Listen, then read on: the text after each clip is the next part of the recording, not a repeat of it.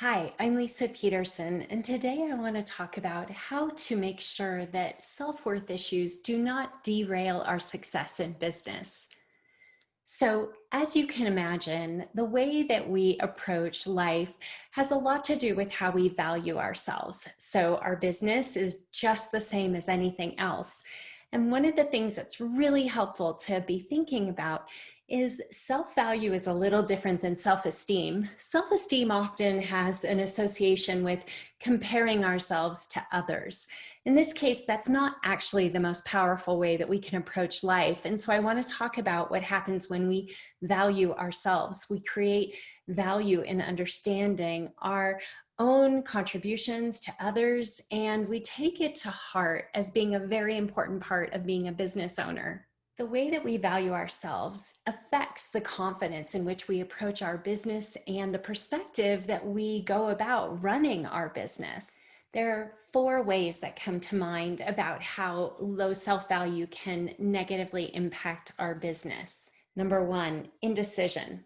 So when we're not confident about the decisions that we're making in our business, we can stay in problem situations for far too long, not knowing when we should pull the plug and say it's time to pivot and do something different. Number two, underselling the brilliance of the work that you create. So when we're not self-valuing and not understanding the contributions that we're making in other people's lives, we have a tendency to undersell. And when we undersell, people don't get the full understanding of the potential that we bring to them through our work. Number three, underpricing and undervaluing our services. So when we're struggling with self-value, there is a tendency to not charge enough, or when we do charge what we want, we're easily swayed by people talking down to what we're doing, maybe questioning what we're providing, and we find ourselves adjusting our prices downward. Number four, there can be a tendency to settle for far lower growth rates in our business as a result of low self-value, because we're not really realizing the potential. We're not leaning into that. We're too busy dealing with the negative thoughts in our head. And so we settle for far less than what we're truly capable of creating in our business. So let's talk about what can we do differently. If we don't want to have low self-value, low self-worth, causing problems in our business, there's three things we can focus on. Number one, the people that you surround yourself with. This is a really big deal. When we surround ourselves with people that are inspiring, that are causing us to see our greatest potential, that are setting a high stance for what's possible and reminding us of our own truth, of our own capability, right? It's not just that they're inspiring, but they see us and they recognize the talent that we have. It is amazing because we find ourselves saying, yeah, I am capable of creating these great things that I want to stand into.